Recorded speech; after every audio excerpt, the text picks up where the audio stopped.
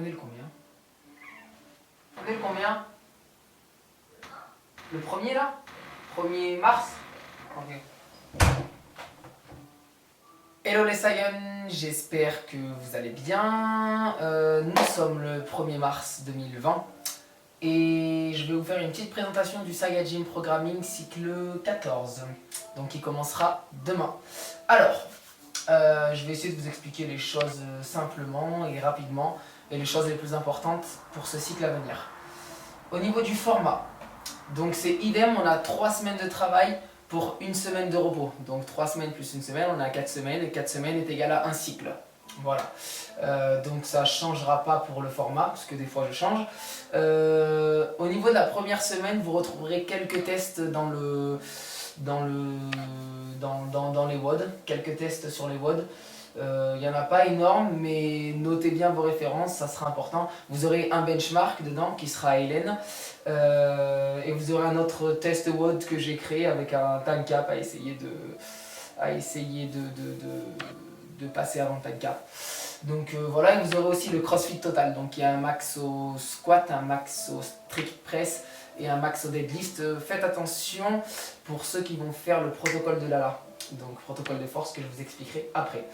Au niveau de la partie WOD, donc la première partie que vous retrouvez sur le tableau, au niveau de la partie WOD, ça change pas, on reste vraiment typique CrossFit, puisque c'est ça qui fait le plus progresser, et franchement c'est cette partie-là la plus importante, quoi qu'il arrive.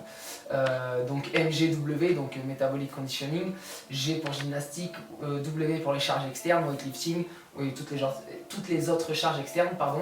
Donc on va rester sur ce système de variance là. Je ne vais pas rentrer dans les détails, mais en gros avec une modalité, 2 modalités ou 3 modalités. D'accord, donc tous les jours ça changera.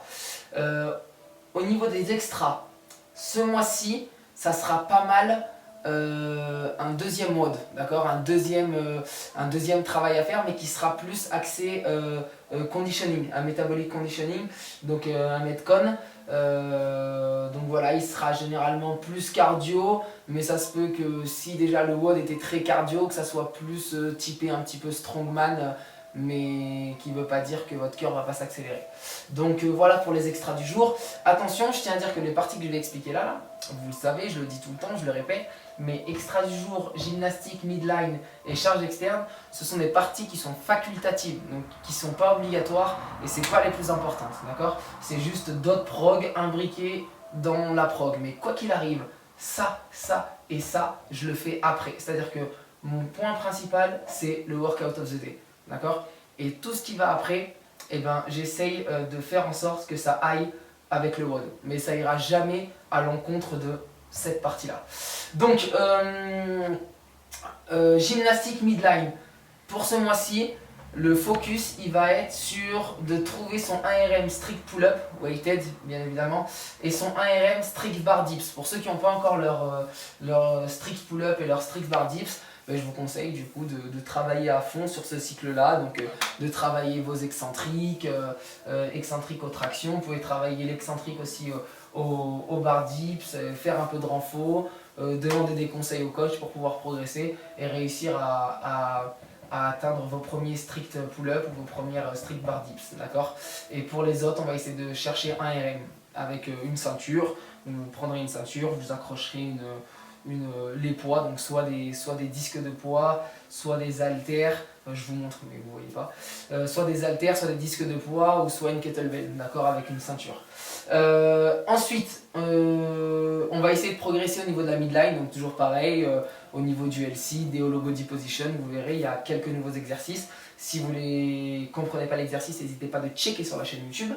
En handstand, on va essayer de progresser un petit peu sur toutes les parties du handstand, donc le handstand hold, le handstand walk et le handstand push-up. Au niveau des handstand walk, c'est un peu difficile cette semaine, c'est-à-dire qu'on va essayer de travailler un petit peu en lesté, donc avec un gilet lesté et travailler son handstand walk comme ça. Les autres, aucun problème, essayez de travailler vos handstand walk normalement déjà. Et si vous n'avez pas vos handstand hold, travaillez à fond la position les handstand walk, pardon, travaillez à fond la position du handstand hold contre le mur, face au mur, contre mur et beaucoup de tape-épaule, d'accord, ou de déplacement manuel, ça va être super important.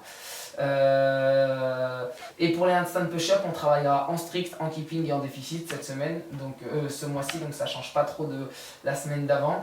Et j'ai introduit un nouveau skills. Bon, je dis pas que j'ai introduit un nouveau skills dans le sens qu'on va le travailler ce skills là avec des semi-techniques. Je vais direct l'inclure. Ça va être des ring handstand push-up. On va essayer d'en inclure un peu quelques-unes pour ceux qui sont déjà bien avancés. Donc voilà pour la gymnastique. Donc le focus, strict pull-up, weighted strict pull-up, weighted strict bar dips en 1 RM, améliorer la midline, améliorer ses handstands et introduction d'un nouveau skills. Au niveau des charges externes maintenant, on va essayer de partir ce mois-ci sur un format hybride, d'accord? Format hybride, ça veut dire qu'on va mixer l'haltéro avec d'autres choses. Je vous donne un exemple, par exemple lundi vous aurez de l'arraché à faire avec des montées-descentes de pegboard. Donc voilà, moi personnellement je trouve que c'est plus ce qu'on a besoin en crossfit que de la force pure. C'est vraiment de réussir à avoir ces barres proches de son max sous fatigue, d'accord, et avec d'autres exercices derrière ou d'autres exercices avant. Donc voilà, après je dis pas qu'il faut pas travailler juste son haltéro pur et sa force pure, c'est super important et c'est pour ça qu'on va vous proposer aussi un autre protocole. Donc ça sera format hybride, arraché avec pegboard, on aura du back squat avec du GHD par exemple, là je vous donne l'exemple de la première semaine et de la deuxième semaine. Donc voilà, pour le format charge externe, on sera sur de l'haltéro et de la force athlétique, mais avec d'autres choses, soit de la gym, soit du cardio. Et ce qu'on vous propose pour ce mois-ci, pour le cycle 14, c'est un protocole de force qui va être mis en place par un de mes coachs stagiaires, qui est Lala.